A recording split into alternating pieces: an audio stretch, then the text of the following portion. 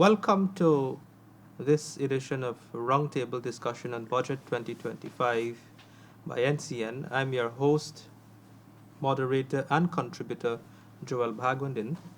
With me, I have joining me to my left, Ryan Alexander, and to his right, Alfonso, two very prominent private sector leaders and as well activists in our society.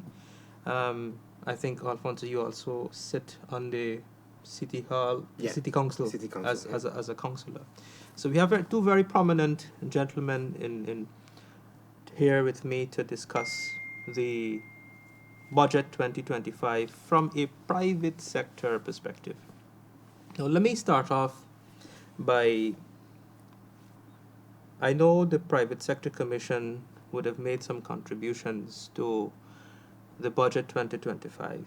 Um, I would have participated in those Yes. putting together those proposals, and I want to start off by addressing some of the critiques of the budget coming out from the opposition quarters, where, for example, I heard the former minister said that the government has contradicted itself in terms of stating that we're going to have cheaper energy this year vis-a-vis the gas to energy project, but yet we have in the budget proposal, it is proposed to remove the VAT on generator sets.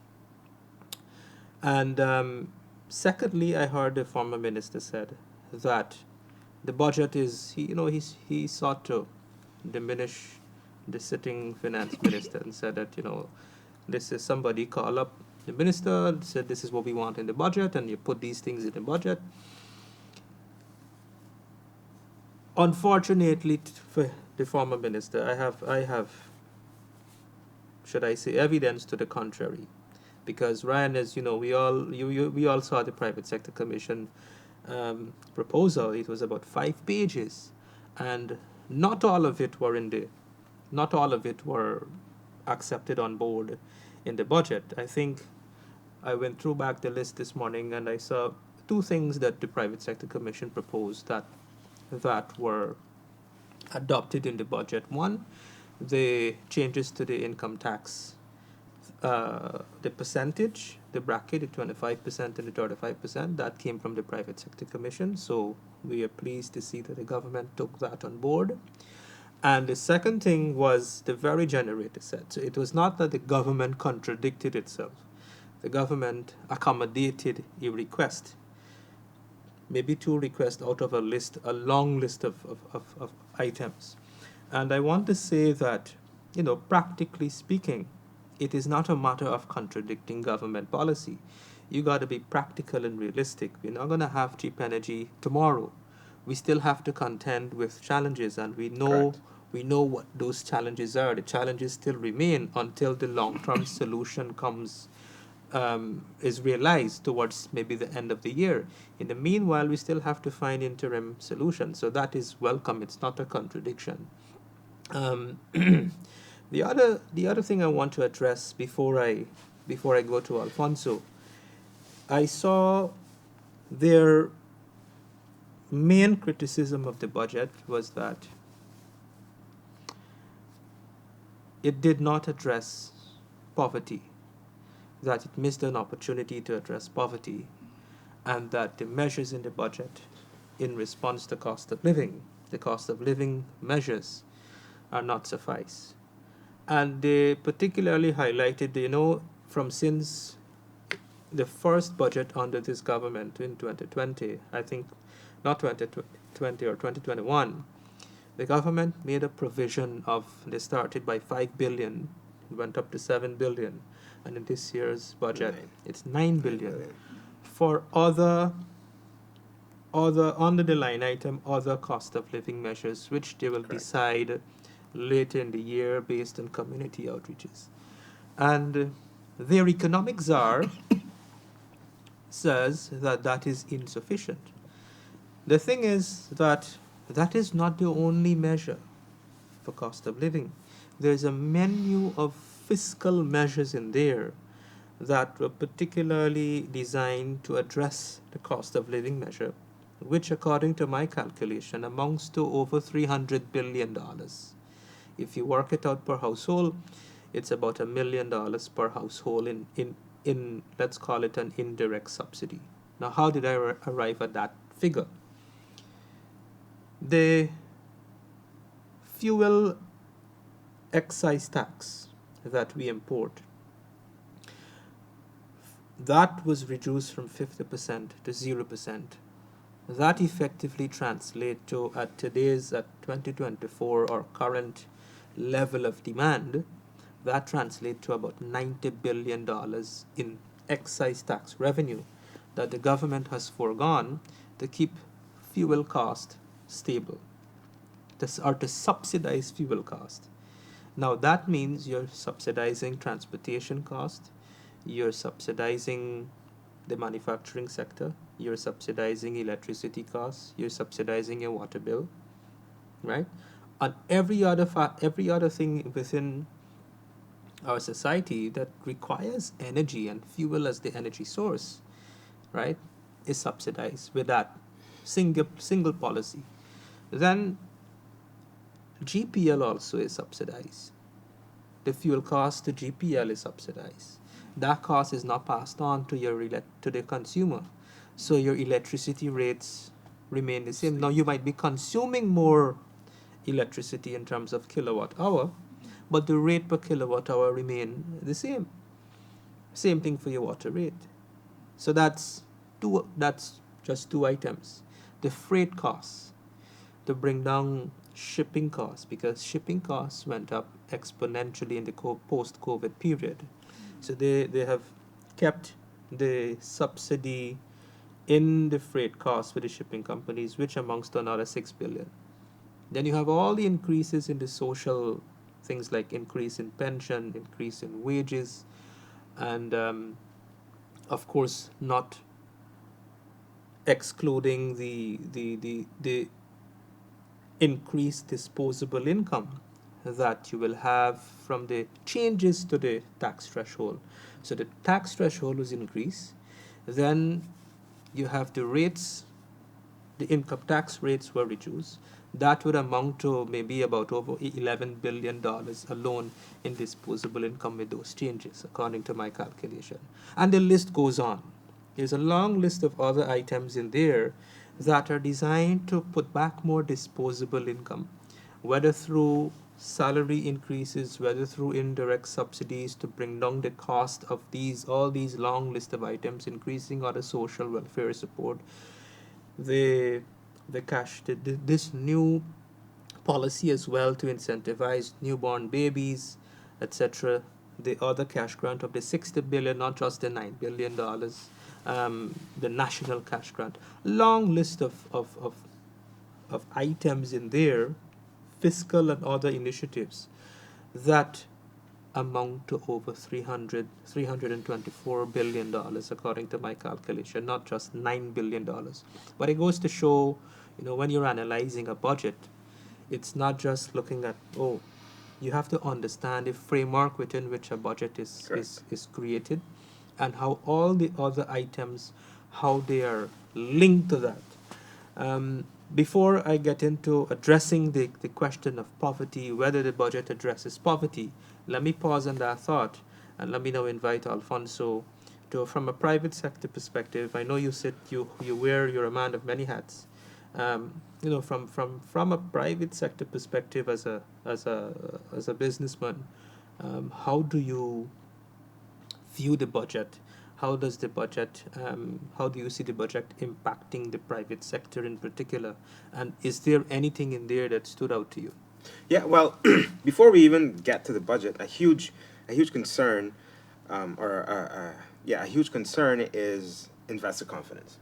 How willing are entrepreneurs, people like you, people like me, people like you, Ryan, willing to invest time, money, resources into an economy, into business ventures, into an economy at any given point in time? This investor confidence is huge, and so in an oil economy like Guyana's, yes, you have these fantastic numbers of the economy is growing 40 something percent, but a huge bugbear in many economies that are oil producing economies as well is the impact of Dutch disease of the resource curse, where a lot of the resources of an economy are concentrated in the oil sector to the detriment of the other sectors. And if you're a wise investor, you look at that, right? And one of the things that stood out on the during the finance minister's reading of his budget speech is his report on last year's economic growth. And third, we saw that 13 point something percent, the non-oil economy grew by 13%, which dissipates all concerns about there being Dutch disease or the natural resource curse in Guyana. We see that the non-oil sectors are doing really well, right? On a whole, sure they're supported by by the oil sector, but for them to have grown 13%, outperforming all the other sectors in other countries, in other territories that Guyana is close to, it means a lot, and it says a lot about the stewardship of the economy, and as a result, the impact of that on investor confidence. To the point where I can say that personally, for example, over the last year, I've made investments in the manufacturing sector in Guyana, where we'll soon be manufacturing concrete products. Now, if it hadn't been for that good stewardship of the economy, that those sorts of investments would not be being made in Guyana if investors were not confident that our non-oil economy is going to grow. The services sector, the manufacturing sector, the provisions that are set out in the manufacturing sector, the impact of the gas energy project, for example, that all those things bode very, very, very well for our economy. And I was glad to see that framework, that policy framework, came out in this year's budget as well. We saw a lot of things that go to support investor confidence, that go to support, investor confidence. We saw, for example, the VAT being removed on generators, which is huge for the manufacturing sector. As an interim measure, sure. But I want to say this: the fact that that was introduced is not necessary. It's not at odds, as the former finance minister. It's not at odds with the gas energy project. I mean, what do you want to have an environment that is most conducive to manufacturing. If it's going to take reducing VAT on generators, then that is great, because what is that going to cost the government in terms of lost revenue? It's going to be more than made up for it in terms of jobs created, in terms of revenue generated. And so it is, to me, it is a completely coherent policy position. The mining sector as well. Correct. The gas to energy project would not reach into the mining sectors where you need generators to generate for your operations. Exactly. In that sector, he didn't think about that. Right. No. He didn't think about No. Because he's not. It's clearly he's not examining the budget from an objective point of view. No, he's injecting it with his political vitriol, right? So it's already poisoned. His analysis of what the budget is already poisoned, right? He's not viewing it from the point of he's not viewing it or examining it from the point of view of a businessman in the economy in Guyana. He's examining it from the point of view of a failed finance minister who's looking on and seeing Guyana's tremendous success and the stewardship of the economy under the Honorable Ashley Singh and Vice President Barajak Deo and His Excellency. And so you're comparing two different eras, one a failed era and the other one which is wildly successful. I saw a Kaichua News article today headlining him that the economy is in a chokehold, which comes to your point, his narrative unfortunately does not match the reality, but he has to sell that narrative, which I'll elaborate on some more on later into the program. So let me throw over to Ryan. Thank you, Joel. My colleague here, Mr. Alfonso, It's always nice to be discussing the positive things that happens in Guyana. Um, for me, I've said it before and I'll say it again. From since the government, this current government has been presenting budget from 2020 to now, I think the budget has shown over the years um, the consistency with which we need to take into consideration for the development of Guyana, understanding where Guyana was and where we're projecting it to be. Um, it's not an easy task to manage a country, taking into consideration the geographics of Guyana, the 10 different regions, the many different sectors, and all of the stuff that were not in place prior to an economy that we have currently and that we are growing. Putting money into the several sectors, putting money also into the human resource in Guyana is overwhelming. I'm very happy. I'm satisfied to see a budget that is balanced, taking into consideration the developmental stage that Guyana needs to go through. Your human resource is important to a country. So when you're talking about spending money across the sectors, health, education, security, while you're developing infrastructure, I think from my perspective and how I see the budget consistently, I am very happy um, with the minister that control finance, his team, and the vision of the government, the president, His Excellency um, Irfan Ali, and the amazing job that the Vice President, Dr. Bar Jagdio. I know that he is always involved in these type of presentation, although probably you may not hear of him so much in the front line. But many heads come together and thought out the budget, thought out the presentations, where you want to see money being put into development. Persons sometimes don't see the development, and persons get carried away with physical things happening immediately. But as I mentioned to you, infrastructure works need to be put in place in order for you to see the benefits down the road.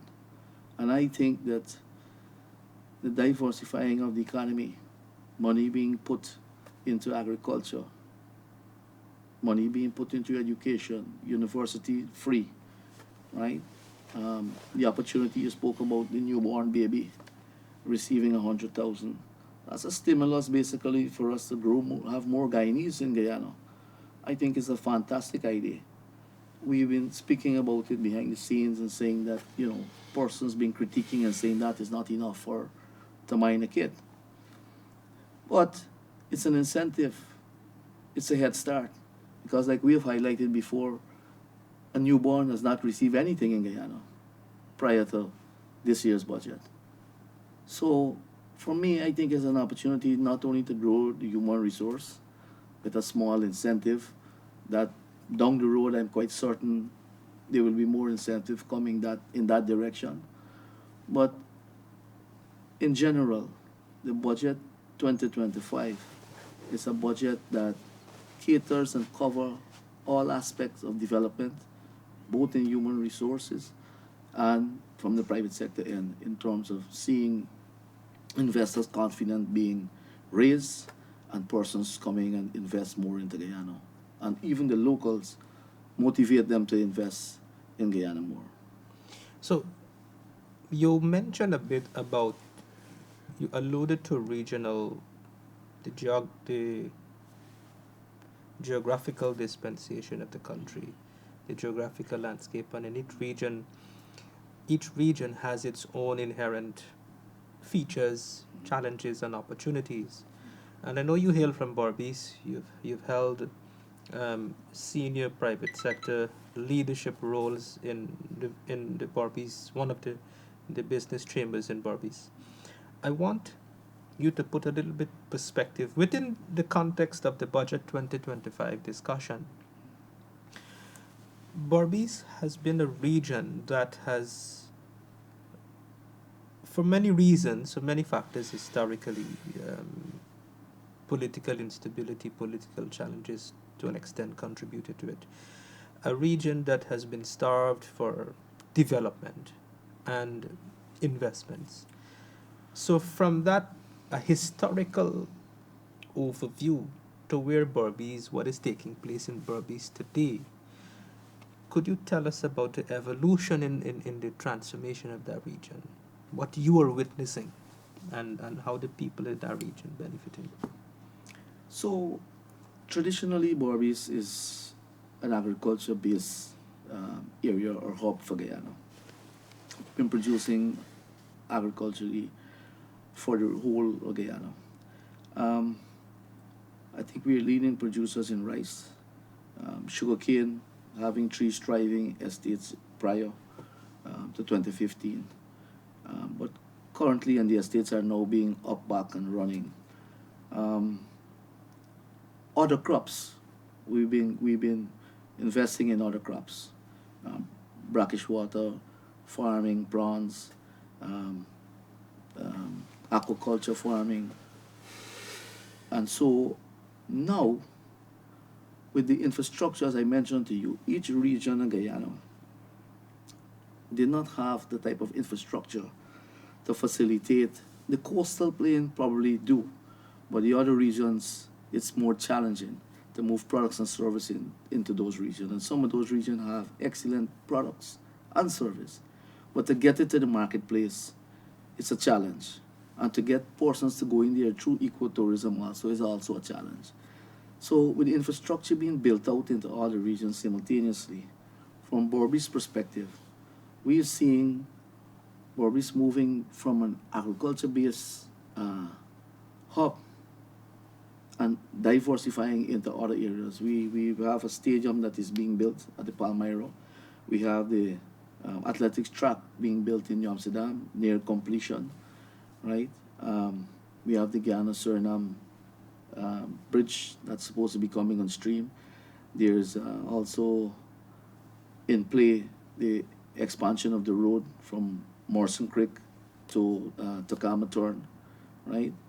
Um, and there is also the estates that are up back.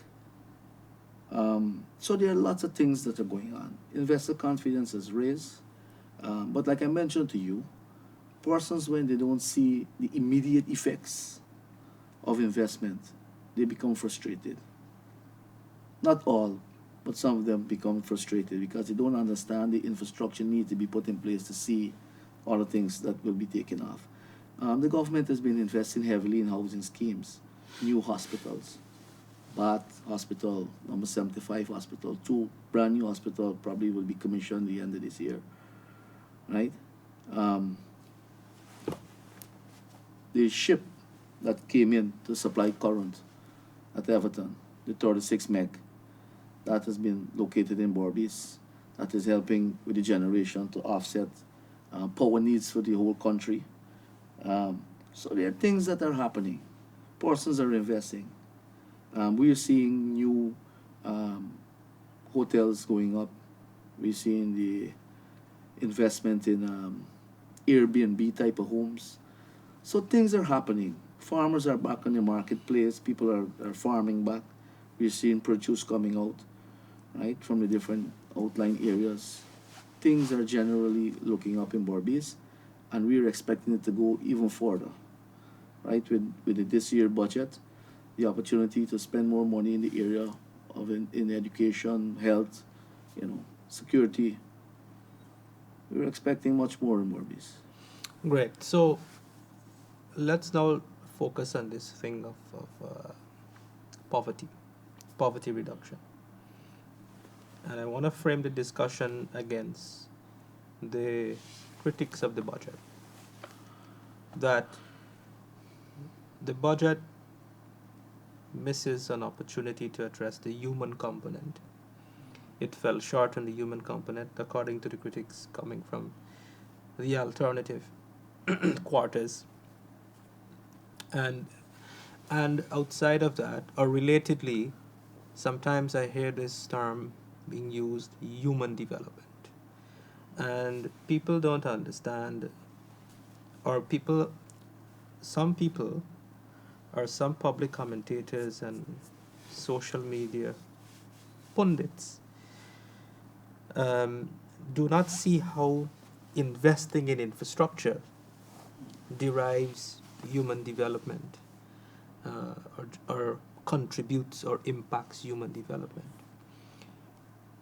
The question is, what is human development, and how do you really tackle poverty? Correct. Correct. And we don't get this from them. We only hear the rhetoric, but Yes. so how do you address human development, and how do you tackle poverty? And you tackle poverty in within a framework. Joel, can I say something Yeah. there, Joel? It's important to note that the criticisms that these social media pundits have given or give about the budget, and it's not tackling poverty, etc. Uh, it's important that the viewers understand that all those criticisms are colored by politics.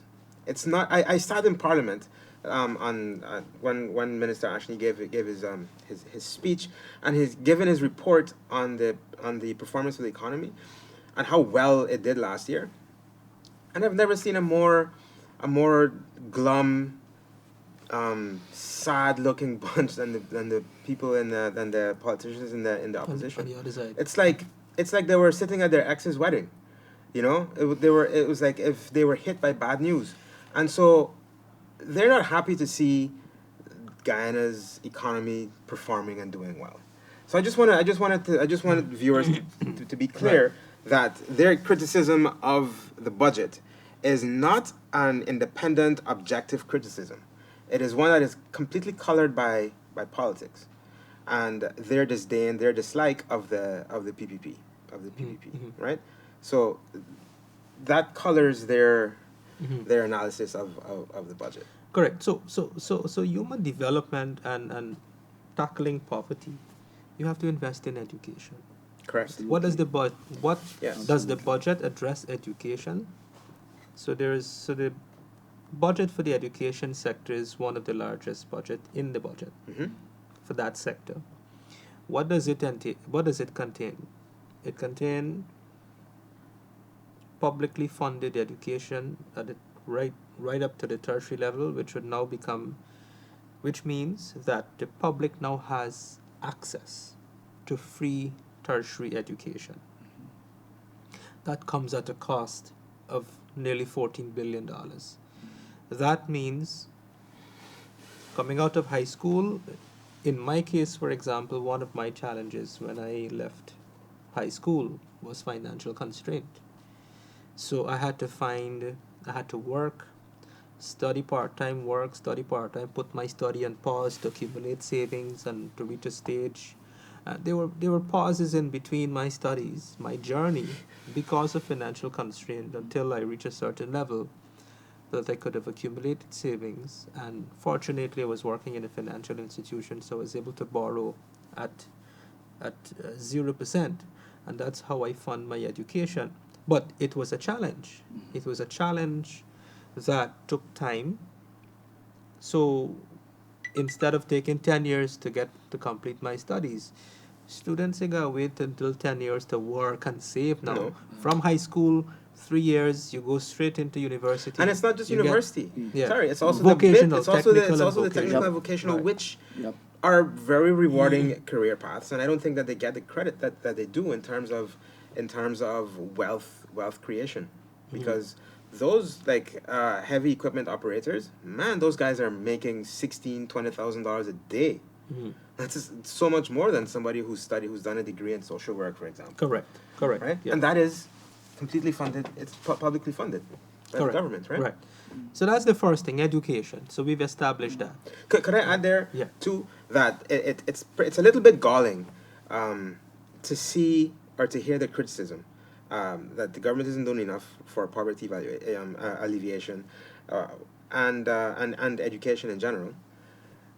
Because when you compare the PNC budgets from 2018, for example, you see that they spent less on capital expenditure in education, for example, and I challenge anybody to pick up the 2019 mid-year report, for example, and look at the actual expenditures for 2018 on that the PNC government spent on education and capital investments, and they'll see that it was hardly anything compared to the amount that they spent on meals and refreshments and local travel. They spent more on local travel and meals and refreshment than they did on the capital investment budget on capital investments in the education sector in 2018.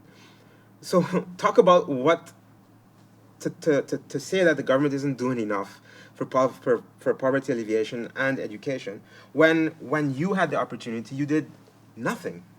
You spent more on meals and refreshments than on local travel than you actually did on that.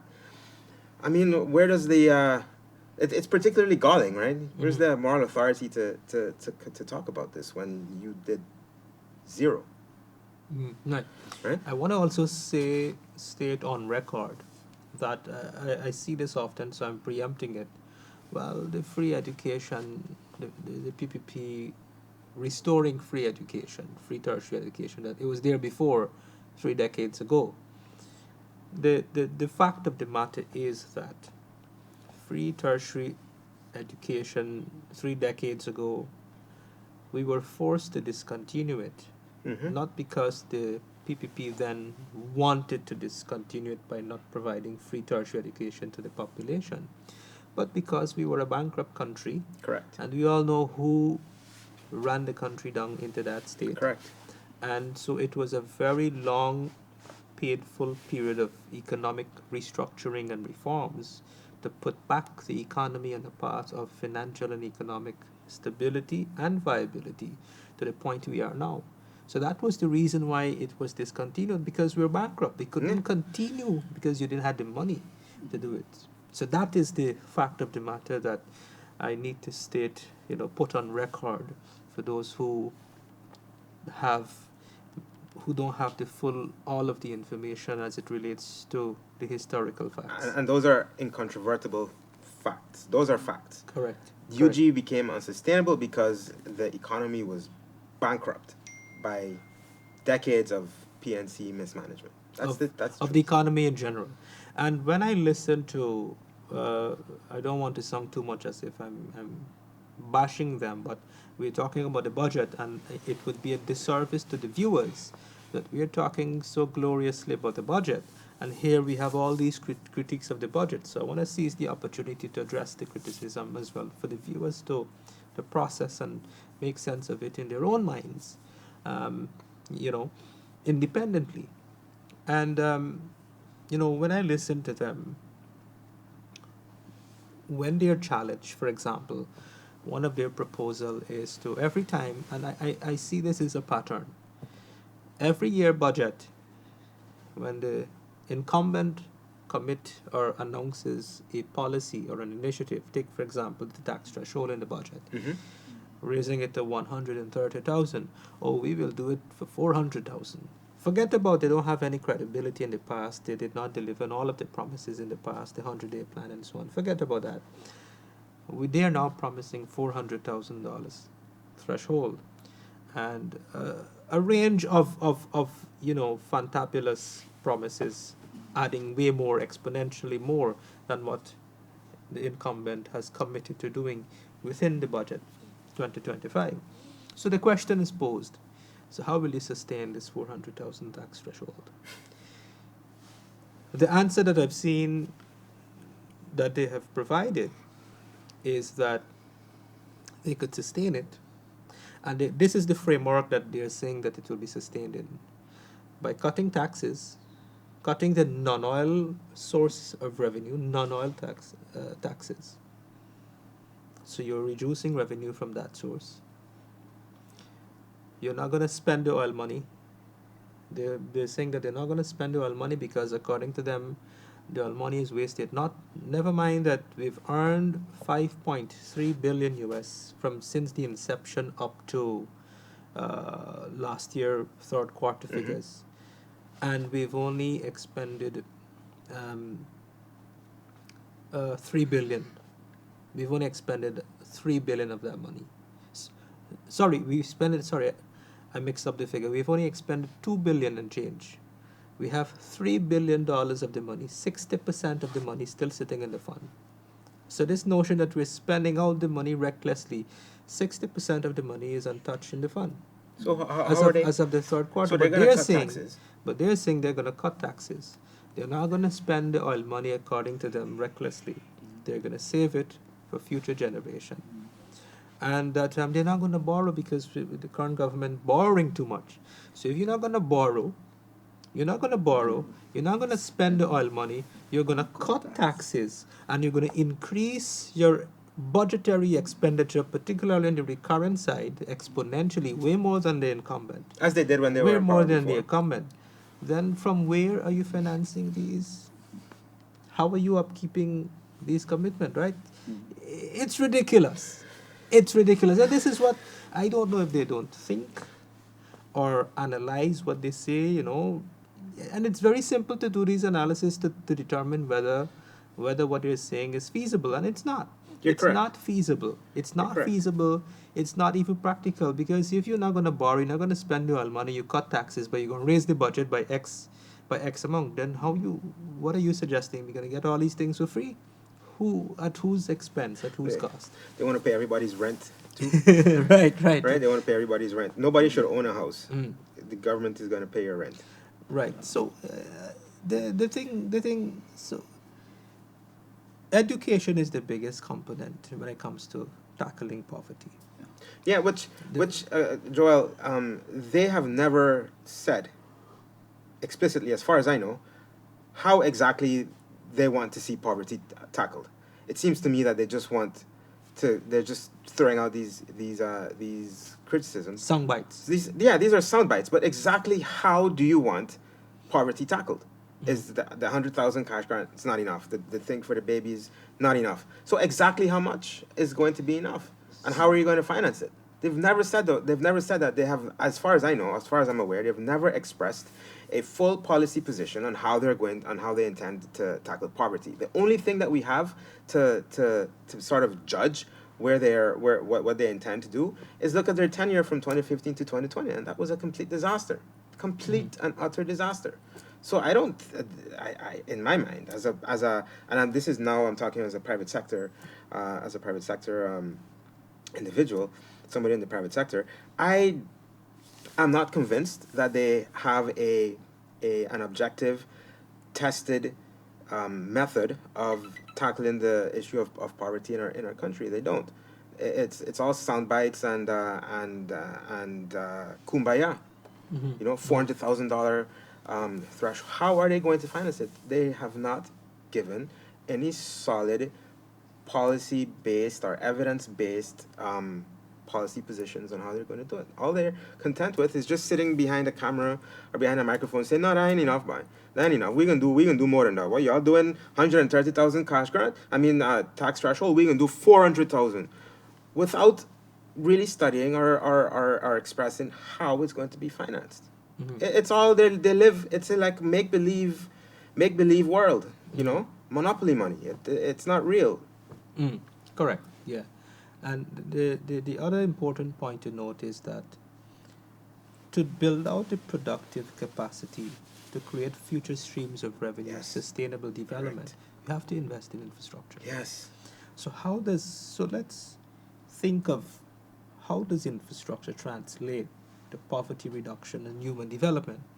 And I love to give this example, which is a relatable example, the bridge across the Demerara River. Mm-hmm. The bridge, the bridge across the Demerara River was supposed to have been built since about 10 years, more than 10 years ago, and completed, and that is according to the 1996 development strategy. Correct. It was never achieved because of one, financial constraint, and two, more importantly, political instability. You had a minority government, you had opposition creating all sorts of disruptions and efforts, eventualities that stymied our development or growth. We've had a history of all sorts of politically motivated disruptions, crime and violence, Mm-hmm. the massacre, and a very, very um, I don't want to say a dark past, but the opposition had a lot to do with that. And this is not hearsay. There are documentaries to this effect. There documentary evidence to this effect in terms of going back way back. So coming back to the bridge in present day context, how does that bridge translate to making the people in region 3 and region 4, how does it make their lives better? I originate from region 3, and I could remember when I was traveling from home to commute to work, working in Georgetown. I could wake up at 6 o'clock, get ready, do everything, and get to work on time for 8 o'clock. Leave home, say maybe 7 o'clock, 6:30, 7 o'clock. Get to work on time for 8 o'clock. Now, the people in Region 3 probably got to get up at 5 o'clock or maybe 4 o'clock to get to work on time for 8 o'clock. What does that mean for that person? It means that person is losing at least 6 hours a day, let's say 3 hours in the morning, 3 hours in the afternoon, just to commute to get to work. 6 hours a day to commute to and from work. We'll multiply 6 hours a day by, let's say, 260 days a year, and times that by 10 years. And you work that backwards. You get the equivalent of 1 year. So what that means, it means 200,000 people, multiply that now by 200,000 people in that similar situation, losing 1 year's worth of their income, 1 year's worth of time, productive hours, productive time, that 1 year setback. Look how many things you could do in a year. Correct. That's a loss that you can't recover. Correct. And so that is how you have to look at infrastructure, when especially business minded people. There are more ways. Yeah. Sorry, Joel. Carry on. Go ahead. No, because I'm excited about it. For example, the farm to market road. Right. The hundreds of kilometers of farm to market roads, where a farmer who farms way in the back dam. Once upon a time, before the farm to market roads were built, the travails, how difficult is it to take his produce out from the back dam and bring it to the market to sell. That impacts his cost, right? He has to spend more on transportation, the wear and tear of his vehicles, and that impacts the cost of his produce at the market, right? It's a factor in food in our food cost. By Drainage making and irrigation. right, and drainage and irrigation, by making those investments in farm to market roads, which the opposition is always, you can't eat roads, but you can't eat the roads. But when you actually make those investments, How are you getting the food? correct? How are you getting the food? How are you getting the food out? Yeah. How are you getting the food out? One is not only it's more than that. So you can't get if you don't have the road, you can't get the food out. Mm-hmm. If you don't have access from the farm to the market, then you have food, you have the commodity in limited supply, and what happens when demand outstrips supply, you have high prices. Correct. So it also helps to increase production, Yes. which helps to keep prices at a certain level, equilibrium level. Yes. If you don't have it, you're gonna have elevated prices, Correct. and then you can't get food to eat. Correct. And you know, it's not just food, it's manufacturing in general. A lot of new producers, manufacturers, yeah, I'm one of them, right? So we're talking about the manufacturing sector, where I've decided to invest. The roads were awful, and it was a huge cost to me to get what I'm manufacturing out from where it's being made to my customers. It's a huge cost. That impacts and it's concrete products, for example, used in construction. So, you know, that impacts the cost of the final cost of goods and services, right? Those investments go a long way to doing that. But, you know, can I go back to the bridge? Yeah. To your bridge Yeah. example? the long commute times essentially create two separate real estate sectors, so to speak, or areas. Town, the East Bank and Georgetown, Greater Georgetown area, and the West Coast. People don't generally like to go and live on the West Side because because of exactly what you explained, right? Which meant that it's difficult for property owners, regular people who've built homes in and on the West Side to find a market for them. So they're generally low. And in the Greater Georgetown area, we've seen how rents have been generally higher, right? But once that bridge is finished, people are, and it becomes a lot easier, exponentially easier to commute between both sides. I see that real estate, those two real estate zones essentially now those landlords competing with each other, Yeah. right? And what impact is that going to have on people like you and me who are renting? Right. Those prices are going to go down. There's more competition because now, if you own a house, if you're renting to people in Georgetown, you are now faced with competition from property owners on the West Coast. Which would help the consumer with price. Of course, the consumer with price. Which would help the consumer with Absolutely. price. Yeah. Absolutely. So there's that is that's going to be a huge impact on the real estate sector and on the cost of living. Things that I don't think the opposition have thoroughly fleshed out those impacts, or if they have, things that they're not going to speak about because they're actually benefits to these investments. Well, we've seen just to give some bit of evidence to support what you're saying about the opposition not thinking things through. In the 2015-2020 period, I was in the banking industry at that time, and they abandoned the housing program. The government, the PPP administration housing program, which is a fantastic housing program. They had no clue, evidently, how to execute a housing program and have that housing drive, which is linked to construction, boom, etc., etc. So they abandoned that, which meant that the construction sector virtually collapsed. Loans in the banking sector went up, non-performing. Construction, real estate, people with their mortgages also went non-performing because they went out of jobs when they shut down all the estates, put people out, over 7,000 people on the breadline. That had an indirect impact as well. People who depended on other sources of income that those estates sustained. Correct. They were impacted by loss of income, household income, and therefore they couldn't service their loans. So the non-performing loans in the banking sector went up exponentially to over 30%, which is huge. Now they have come down, which now is indicative of the financial health of the financial sector. Yes, absolutely. Now, coming back to the point I wanted to what I wanted to point out there, when they abandoned, that was the effects of by abandoning a policy. Those were the effects, effectively. So when they abandoned it, they replaced it with a policy. They started to do what is called these complexers or duplex. The or duplexes. something. Duplex. Yeah.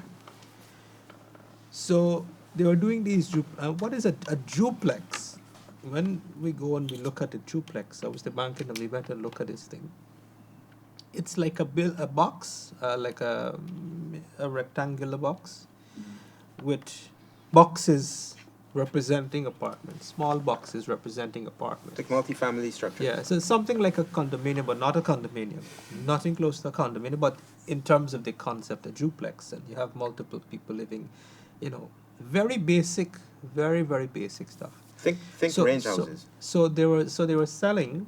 The idea was so I didn't know who owned the building itself, and they were selling the apartments to people. You buy that. Legally, you can't do it. Legally, if you want to purchase one of that, how are you getting a loan on it? There is no legal instrument. There is no legislation, first of all, to govern the duplex. So who owned the land? If the land is owned by the state, for example, and it's one building owned by, let's say, the state, let's say the government owned the building, or some private person built this and they own the building, but they're selling the apartments. how do you separate that? How do you own the apartment, but somebody else own the building and somebody else own the land? So how are we taking the mortgage on? Yeah, it's Right? it's How are we taking the mortgage and how are we ensuring this to fire and so on, right? That's a classic example of how they don't think. correct. We're not just making things up. There is evidence, established evidence, to substantiate what we're saying. So we have maybe 5 minutes remaining. So I'll pause here, and let me know with the 5 minutes remaining. Let me invite you now to say comment, and if you want to comment on what I said, and wrap up with your closing remarks. Yes, Joel. So, pertaining to the housing drive, uh, and the opportunity for each Guyanese to have their own property, own their own land and house, which is something that every Guyanese dream of because we have the land for it. Own the land. You got title land. Nobody Right. else in. There's That's no correct. confusion. That's correct. Um, as you were highlighting, that sector did not only reward Guyanese by having the opportunity to have your own home, but that sector provided a range of business opportunity and employment opportunity, and even the creation of skill from that sector. Because once you start to put out a set of housing in different areas, different scheme, you have a demand for plumbers, you have a demand for electrician, you have a demand for painters, you have a demand for carpenters, mason. You gotta furnish it. You So, gotta get furniture. You got to get furniture. So right away, you created the opportunity in someone to learn a skill. And as Alphonse been highlighting earlier, these guys work for actually more money than persons who come through the University of Guyana, Hmm? right? The skill trained people.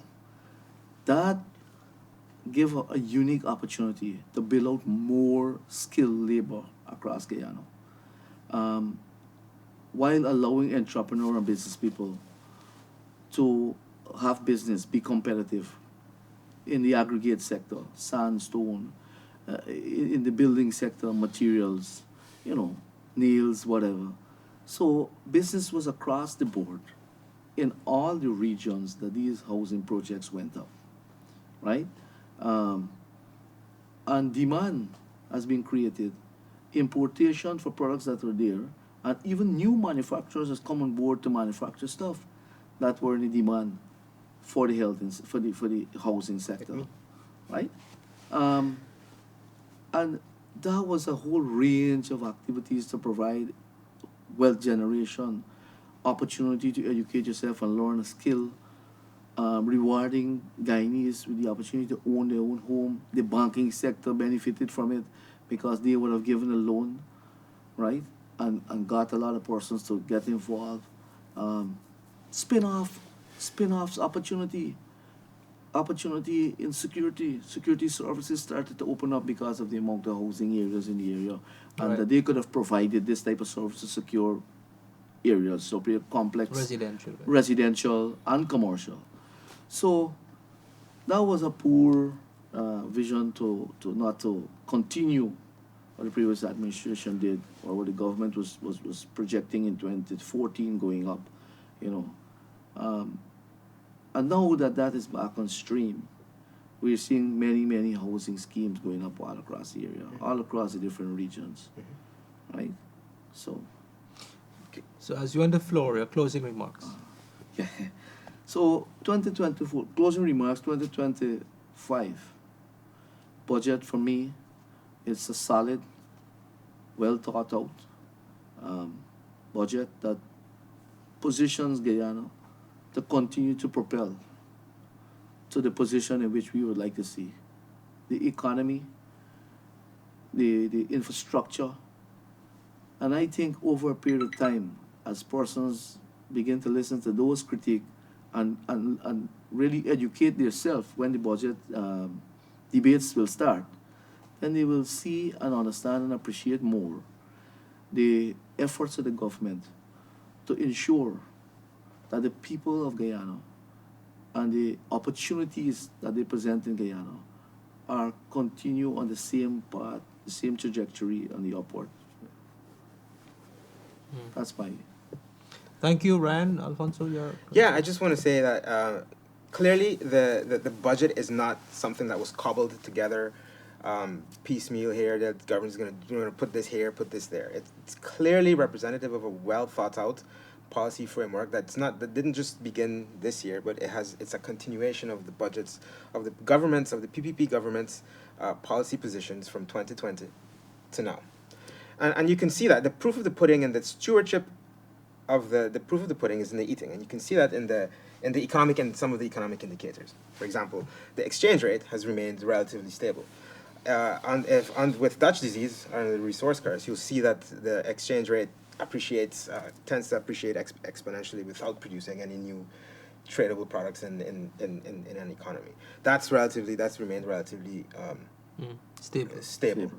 Right? The non-oil economy has grown 13%. Government, the well thought out policy position, they have made sure that they have invest enough and to create the incentives for the private sector, because it's not just about the government investment, but also the private sector to invest in non-oil sectors of the economy. Brackish water shrimp, for example, corn and soy. You'll see that soon we're going to be net exporters to CARICOM, right? So those are all representative. Those are all indicators of a very well thought out policy position, policy framework around which Budget 2025 is based, and it bodes well.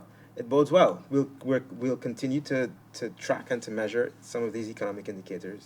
The exchange rate, the real exchange rate, for example, the growth of the growth of the non-oil economy, right? Those are things that indicate just how well a country's economy, an oil-producing country's economy is doing, and it's been really great so far. Gentlemen, thank you for joining us. Thank you for your time and having this very, very engaging and fruitful conversation on Budget 2025. To our viewers, thank you for tuning in this round table discussion with the private sector. Thank you.